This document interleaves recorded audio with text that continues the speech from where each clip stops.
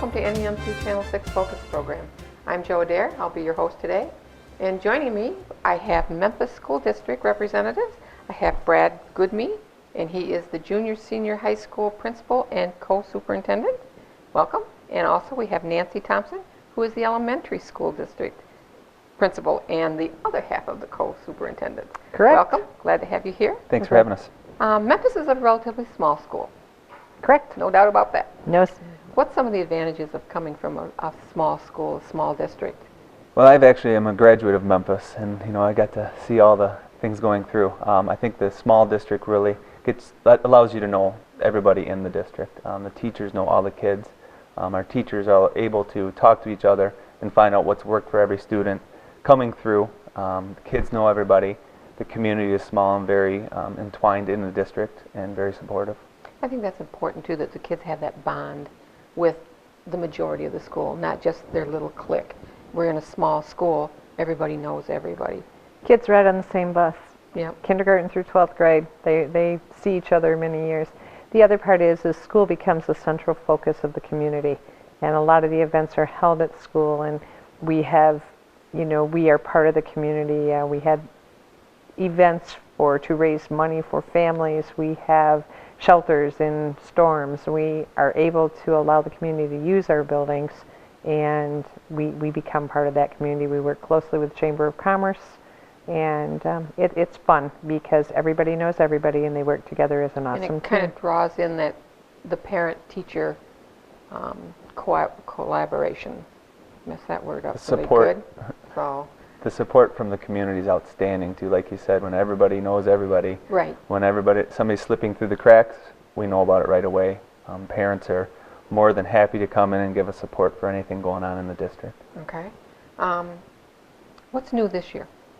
Well, we brought in a new program that's kind of going around the state. It's part of the LINKS program, and it's called Peer-to-Peer. The Peer-to-Peer program ties some high school kids with some junior high kids is the way we're taking advantage of it. And we have students that are at risk that are helping some other students with special needs in the junior high. And it's really a great relationship where the kids in the junior high are benefiting from the experience of the older student, but at the same time the student that needs to feel that responsibility or to be at school every day and knows that they're important to somebody else. It's been really beneficial on both ends. So now the student that's actually teaching the younger student is actually an at-risk student as well. Yep, for the most part. We do have some, a wide variety of student mentors or the LINK students I love that helping program. I think that's great. It is fantastic. What a sense of responsibility for that older child to know that he can teach someone else, he or she. Tell her some of the successes that have already happened 1 month into the year. Well, for each semester, we ask the mentee to come up with a project for their mentor, the mentor for their mentee. Some of the things that we've had is one of our young ladies took her mentee to the mall, got her nails done, took her shopping, and some things that she'd never experienced before. Oh, awesome. We have another mentor that is a part of our equestrian team and has set it up so her mentee gets to go horseback riding and get to experience some of that things. So they're making relationships that go outside of the school, and that's a big part. Take them in the community and see what's going on besides just in the building. And do they have the same student throughout the year? Yep, and that's great. Some of our younger students will have more than one mentor. Mm-hmm. If it's somebody, they'll take maybe even 2 or 3 hours per day, they'll have a different student. It's a class that the high school students get credit for, so they go right to that classroom, they sit next to the student, make sure they're on task, and help with anything else that they may need, any social interactions. At lunchtime, they'll sit with them at lunch, so it's pretty awesome. That's a great program. I love that. Yeah. I can't say enough. I love that. What a great idea. Well, the support's there for everybody. It's for the student, it's for the teacher. It helps the parents because their child's happier in the school environment, and all of the kids benefit because of the academic progress that's made and social. Mm-hmm. So it works well. Let's talk about some more of the programs. Got a lot going for a little school. We do. It's in the elementary school. We started a new math program this year, and as everyone knows, the stakes for math are much higher, and some of the ways that we're teaching students are different from the way we learned. Mm-hmm. And so they're challenging, and we are trying very hard to have the parents help them help their children and get these kids ready to achieve with Algebra 1, Algebra 2, Calculus in their high school years. They do a lot in the program. So we tell kids, this is the way your parents might have learned. You might have learned it this way. This is another way you can do it. And it's a challenge for the students. It's a challenge for the parents, too. I went through that. It is. That's not how I did math. I know that's right. But, Mom, it's not how we did it. Well, and being 1 and able, 1 is 2. being So- able to tell why 1 and 1 is 2 is important. Right. And we never had to tell why and how you did things and draw illustrations of how you did things. Now you do. Well, and They it leads can them still into do it the broader way Mom- programs than was there in the past. Correct. They So- can still do it the way Mom and Dad did it, but they also have a choice of a couple of other ways that are easier. So once they learn. Math program, a lot of changes in staff in my building. For some reason this year, teachers... And again, you're the elementary. I'm the elementary principal. We changed a lot. Teachers maybe went from kindergarten to first, or we had a 5th grader go over across the street to 6th grade. So we had a lot of changes or transitions on the teaching staff this year too. Okay. What about school of choice? Are you school of choice? We are school of choice. We are a school of choice, and we have both St. Clair and Macomb County. I think we had 44 students that were considered school of choice students enrolled in Memphis this school year. That's right. You would get them from both counties because part of your school is in Macomb County and the other part is in St. Clair County. Well, and sometimes school of choice also is just because of location. You might be a lot closer to the Memphis School District than another district because it's farm fields, and that's how they were separated, and what was a farm boundary a long time ago. So you could have Memphis on one side of a street and a different city on another side of the street, and parents choose which place they want to go. Exactly. Well, let's hold that thought right now, and Okay. we'll take a little break right here, and we'll be right back.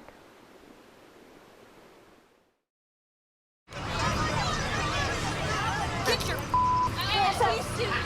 You're not sitting here. Yes, I am. Move.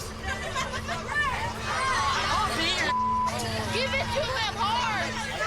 No, now. Every day, kids witness bullying. Why you stab me with it? No. They want to help, Ow. but don't know how. Oh, you got... Teach your kids how to be more than a bystander. Visit stopbullying.gov. Hi, and welcome back to the NEMC Channel 6 Focus Program. I'm Joe Adair, and if you're just joining us, we have Memphis School District with us today. We have Brad Gudme and Nancy Thomson, principals and co-superintendents of the Memphis School. And before the break, we were just talking about some of the academics and the programs that Memphis has. Let's kind of pick up and continue with that. I know you've got some more programs. We were so Robotics. excited. This year we have robotics at each building level, elementary, junior high, and high school. Glenn Hack, a parent in the community, had students last year, was able to get started with the high school team, and they competed for the first time last year. This year we have added a Lego League robotics in the elementary school for 4th and 5th graders, and another robotics team at the junior high level. What is Lego robotics? It is, what they do is they heard it. have to go on, they go to competition, but they have Legos, and then they have the robotic using the Mindstorm, and they have to program their robot to do, I think it's 10 missions, and however many missions they can get done in a 2.5-minute time period. And it's all, they then have a project that they have to work on, and they get points for that. So it's a competition, but it's a lot of programming their robots to do missions, and then they go and compete against other teams. The two tables are put together, and they have to compete in doing these missions and get points and score. And Survival of the fittest. they are so excited. The competition's in late October, I believe, and then they can go to state and they can go to regional, and then it goes on up to the junior high level, a little bit more advanced programming, and then in the high school, it is amazing to me. I went to Kettering to watch them last year in the competition, and it was just amazing what these students could do and how they drive the whole program. And so I'm so excited to have that program at Memphis. Well, let's talk to the kids a little later on, and we'll get them in here and That would be see great. what motivates them, what their ideas on the robotics are, and what Well, they feel their accomplishments could be. Not everybody's the athlete. And I Exactly. think what happened is that we have found some students that their extracurricular activity would be in robotics and programming, and they like the technology piece. And so it's something available for them. We also have cross-country team. Lori Sanborn, isn't that works with that in the junior high school level? Correct.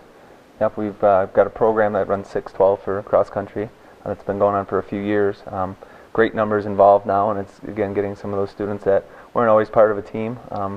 It really started at the elementary with the Memphis Milers, which Nancy kind of headed up, and now we actually have our own 5K for 6 or 7 different schools in the community or in the county. Spring of every year in May.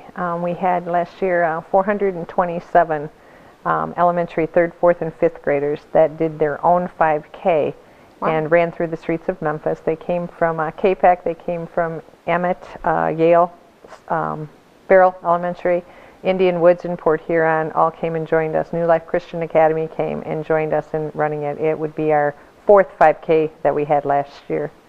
It was a lot of fun. We're lucky with our bond issue that we were able to put a half-mile track around the elementary school playground.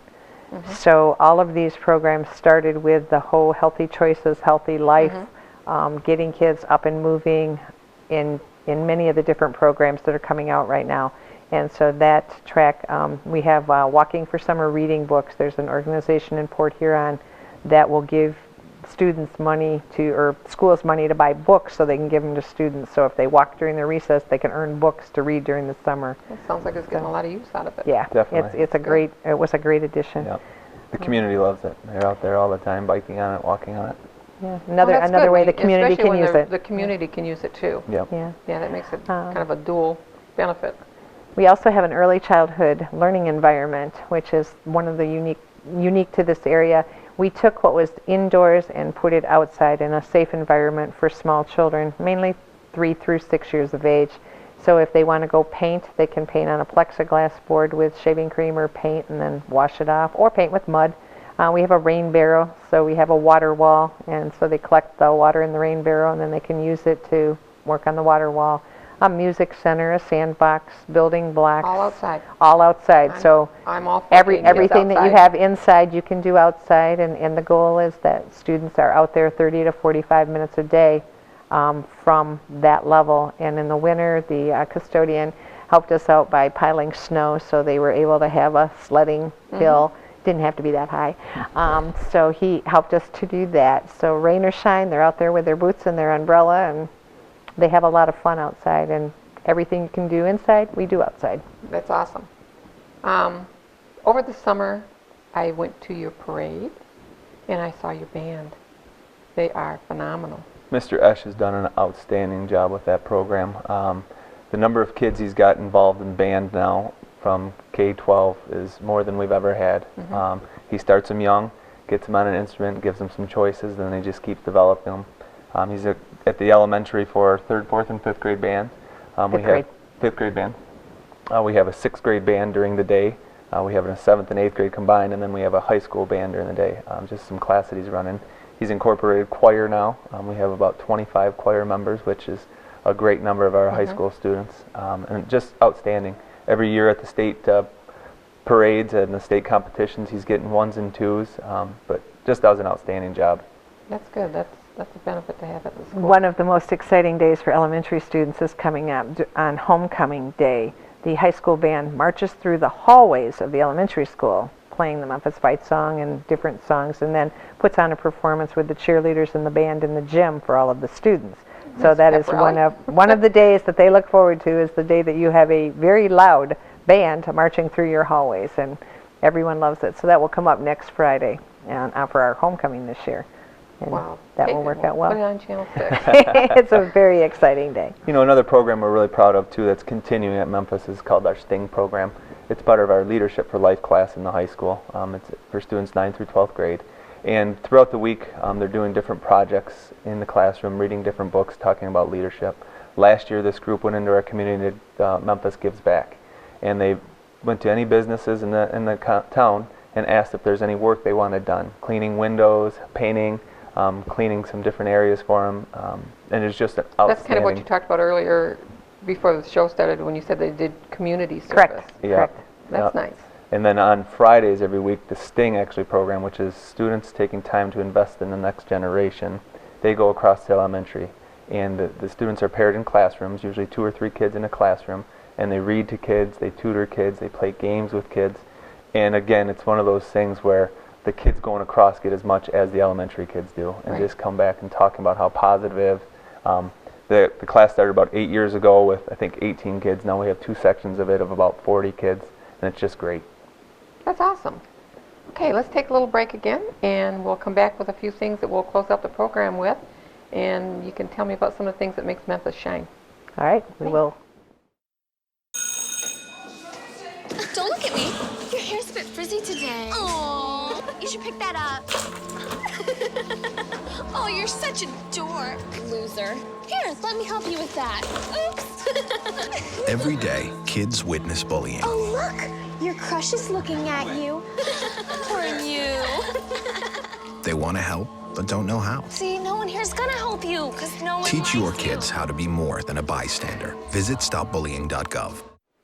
Hi, and welcome back to NEMC Channel 6 Focus Program. I'm Joe Adair, and as we said earlier, we are here with Memphis School District, Nancy Thomson, and Brad Gudme. We've had some great conversations, so I hope you were here with us. But we're going to move on now to sports. Well, Memphis is kind of unique in our location and our size. You know, being a smaller district in our area, we've always found a little challenge in finding schools our size to compete with. There was 3 years ago, we ended up joining the Greater Thumb Conference, which are schools Sandusky, Brown City, Marlette, but they're all schools that are 45 minutes to an hour plus away. Right. So that's been a bit of a challenge for us, but we're finally getting into that and accustomed to that. Schools that are our size we're competing well with. You know, we offer all the normal programs going on at other schools: wrestling, football, basketball, volleyball. So that's been great getting into a league of schools our size. And what it's really developed now is we have parents getting involved more to build these programs. They're starting in the elementary and doing a lot of youth basketball things. Our youth wrestling starts now at 2nd grade. So the Memphis Little League has actually really been involved with our varsity team. So programs are really growing and it's doing well. It's good. Now you mentioned far away, things that are far away. Don't you do a camping trip of something? We do. We take 5th grade every year. We go on a camping trip for 4 days, and the students earn the right to go. Just it's kind of a graduation present from the elementary school, and we take them and we go to Echo Grove, which is the Salvation Army camp in Leonard, Michigan, and they have the opportunity to go on climbing walls, in canoes. They have a swimming pool there. It's a little cold sometimes, but the kids jump right in. And one of the favorite events is they have a huge hill that we put 4 40 by 60 tarps on and make one gigantic slip and slide. And they have their meals there. They learn all about taking care of themselves How long and are working they gone? with 4 days. 4 days, so they have to take care of themselves for They 4 take care days. of themselves, and they help each other, and they learn how to just have a good time outside. We do not take technology. There's no video games. So there's no homework. There's no homework. It's just a fun all trip. it's all outside. We do learn a lot of games where you work together as teams, a lot of strategy activities, but it's all fun. There's always a lot to learn outside in nature. I mean, it's always a learning experience anyway, Absolutely. especially to some kids that don't go camping or don't have an opportunity to get out there and do that. That's, I think, a great thing. Getting a fish off of the hook, that's a challenge. Yeah, that's a nice challenge. Making that canoe actually go forward it's a challenge. So, Archery. Archery. Yeah, so some of the things that these kids probably won't experience down the road. For a lot of the kids, which is unique, it might be their first time away from their parents for an extended amount of time. Exactly. So that is kind of neat to see the kids grow in 4 days. Yeah, my first canoe trip, it looked like a arcade game, you know, ping, ping, from each side of the creek. It's totally staff chaperoned. It just, the staff volunteers their time. They stay 24/7 for those days, or 24/4, I should say. And we have a lot of fun. It's been going on for 36 years that we have Wow. been taking kids camping. Wow. So And then it's a good program. at the junior high, our honor society goes on a trip. Every summer they go canoeing and they go up to Grayling. So, we try to build on that at each level. Obviously, then they take an honor society trip to Washington, D.C. every 2 years. Our high school honor society goes to New York City every 2 years. So each year we're trying to get, these trips for these kids to experience something outside of our small area. And speaking of your small area, and as we said, Memphis is a small school. What are some of the challenges of that small school? Well, funding is always a major challenge. For every And, school. it is for every school. You're And not unique. Memphis, we have a wonderful Board of Education, and one of the things that we have always done is try to make the cuts as far away from children as we can. So we try to keep class sizes small, and we try to make sure we have wonderful technology and materials for children to learn from. And as you can see, Brad and I are co-superintendents. That usually does not happen where your principals are also the superintendent of a district. Right. But that was one of the cuts that we made to balance a budget and keep the cuts away from kids, and it's working pretty well. We're pretty busy, but it's Kudos to you working. for that. You know, some other challenges too, being small, offering all the programs that some of the other schools might offer. But you know, our teaching staff has gone above and beyond. We now offer blended courses where you might only attend school Monday, Wednesday, Friday, and they're taking the other days and doing the work at home.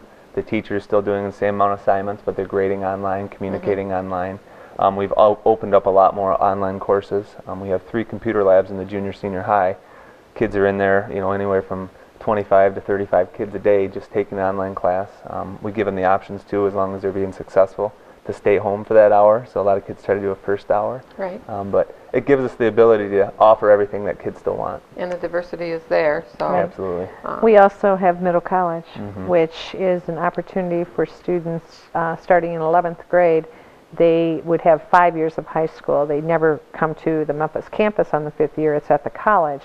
But at the end, they graduate with their class. But at the end of the 5th year, they would have an associate's degree and a high school diploma, which would be at no cost to students or Completely their free. parents. They pay for the Completely free. textbooks. The only thing they have to do is provide transportation. So it's That's outstanding. awesome. Yeah, it's a wonderful opportunity for students and for families. And with the know how to go and the emphasis on, you know, career and college ready, we want all kids to know it might be vocational or technical or, you know, whatever you want to do, but you all can and have the skills to go forth once you leave high school. Well, necessity is the mother of invention, and you Yeah. guys have certainly learned how to work with that curve. What are some of the accomplishments that you get out of this? Well, you know, again, the staff is the reason that we have the schools we do.